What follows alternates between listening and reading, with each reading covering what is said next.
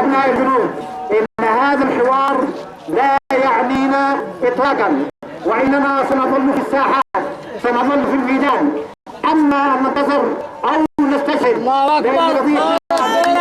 يا شعب ساير في ميادينك وحر ثورة جنوبية وما تجعل شرار، والله لا واصل لظلي واستمر لما عدت تعلن بيوم الانتصار. حرية واستقلال ما منه مفر، واحنا الجنوبيين واصحاب القرار. دولة جنوبية سواحلها وبر منها نقي يلطم راسه في الجدار.